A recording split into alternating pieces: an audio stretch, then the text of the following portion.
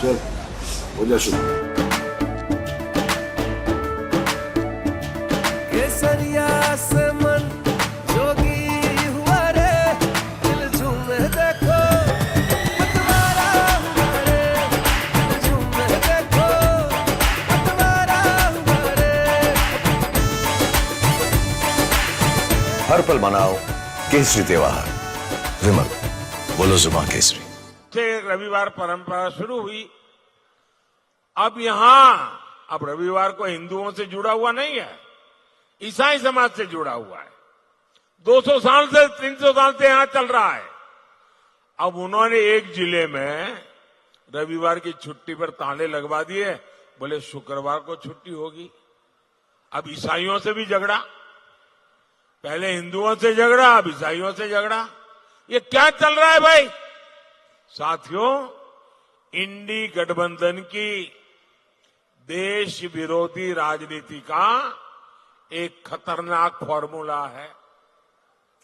उनका फॉर्मूला है गौर सांप्रदायिक राजनीति करो, गौर तुष्टीकरण की राजनीति करो, अलगाववादियों को संरक्षण दो, आतंकवादियों का बचाव करो, और जो उसका विरोध करे उस पर हिंदू मुसलमान करने का आरोप लगा दो।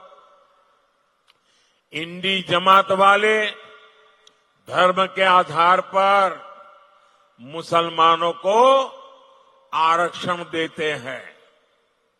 मोदी कहता है मैं एससी, एसटी, ओबीसी को जो आरक्षण मिला है, बाबा साहब आंबेडकर ने जो अधिकार दिया है, भारत के संविधान ने जो अधिकार दिया है, एससी, एसटी, ओबीसी का आरक्षण की रक्षा करने के लिए मोदी जान की बाजी लगा देगा। और मैं इंडी गठबंधन वालों को कहता हूं, जब तक मोदी जिंदा है, आप आदिवासियों का, दलितों का, पिछड़ों का, अति पिछड़ों का आरक्षण छीन करके मुसलमानों को वोट जिहाद करने वालों को नहीं दे सकते हैं। ये मैं आपको साफ कहता हूं। और जब मैं इनके इस गौर सांप्रदायिक नकाब को उतार देता हूं, इनकी ये आदिवासी विरोधी हरकतों को उजागर करता हूं, दलित विरोधी उनकी हरकतों को उजागर करता हूं, तो इनको न रात को नींद नहीं आती है, अनाप शनाप भाषा बोलते हैं। ये कहते हैं मोदी हिंदू मुसलमान कर रहा है। इन्हें लगता है कि ये मोदी की छवि पर कीचड़ उछालेंगे तो मोदी डर जाएगा। अरे इंडी वाले, कान खोल के सुन लो, तुम जितना कीचड़ उछालोगे ना, लोग उतने कमल ज्यादा खिलाएंगे। तुम जितना कीचड़ उछालोगे, कमल ज्यादा खिलने वाला है। ये अभी तक समझ नहीं पा रहे हैं कि मोदी इनका नफरती प्रोपेगेंडा फेल करके रहेगा। ये चाहे कुछ भी कर ले, मोदी दलित, आदिवासी और पिछड़ा आरक्षण की लूट कतई नहीं होने देगा। ये मोदी की गारंटी है। साथियों, मैंने ये इंडी वालों को एक ऐलान मांग की है उनसे। करीब 1 महीना, सवा महीना हो गया। मैं इनको कहता हूं, आप लिखित में देश को विश्वास दो कि आप दलितों का, आदिवासियों का, पिछड़ों का आरक्षण छीनेंगे नहीं, लूट नहीं लेंगे। लिख करके नहीं देते हैं। मैं उनको कहता हूं, दूसरा लिख करके दो, आप संविधान बदल करके हमारे एससी, एसटी, ओबीसी को जो आरक्षण मिला है, वो आरक्षण मुसलमानों देने का संविधान में बदलाव नहीं करोगे। मैंने तीसरा उनको कहा कि रातों रात मुसलमानों को ओबीसी बनाकर ओबीसी का आरक्षण जो आपने कर्नाटका में लूट लिया है, हिंदुस्तान में कहीं भी नहीं करोगे, ये लिख करके दो। बोलने को तैयार नहीं है। भाई ईमानदारी है तो जरा हिम्मत से बताओ ना, क्यों चुप बैठे हो? इसका मतलब मेरे आदिवासी भाई बहन, मेरे ओबीसी भाई बहन, मेरे दलित भाई बहन, आप जाग जाइए। ये लूटने की ताक में बैठे हैं। आपको जो बाबा साहब आम्बेडकर ने दिया है, जो भारत के संविधान ने दिया है, इसको लूटने के लिए ये लोग बैठे हैं। साथियों, मोदी आपकी तरह ही गरीब परिवार में पैदा होकर के आपके आशीर्वाद से यहां आया है, और इसलिए जिन दलित, वंचित, आदिवासी इलाकों में कभी विकास नहीं हुआ, मोदी वहां विकास कर रहा है। हमने आकांक्षी जिले बनाए, वहां विकास शुरू किया। इसका सबसे ज्यादा लाभ आदिवासी इलाकों को हुआ। हमारा झारखंड, हमारा संथाल परगना, एक क्षेत्र आज विकास के नए आयाम छू रहा है। देवघर में एम्स बना है, एयरपोर्ट बना है।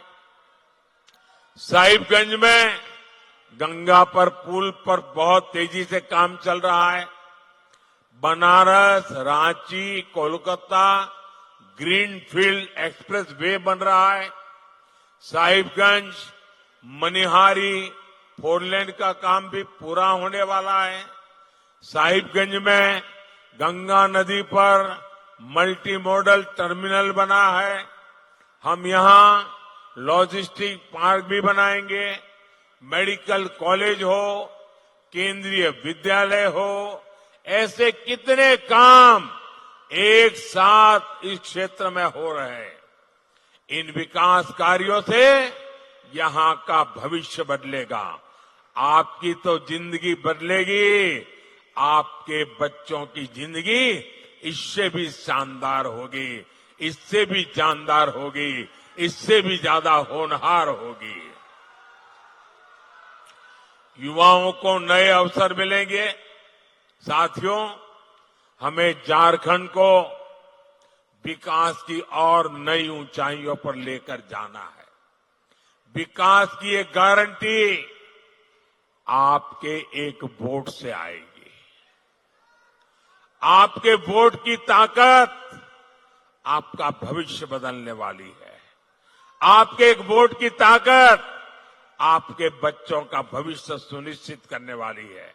और इसलिए दुमका से हमारी बहन श्रीमती सीता सोरेन जी, गोड़ा से हमारे पुराने साथी निशिकांत दुबे जी, और राजमहल से श्री ताला मरांडी जी,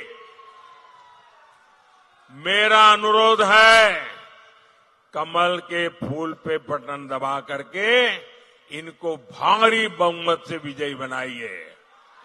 और आपका वोट, जब आपको इनको वोट कमल दबाएंगे ना, तो मेरे लिए वो कमल का फूल आशीर्वाद बन करके दिल्ली आएगा। अच्छा, मेरा एक काम करेंगे,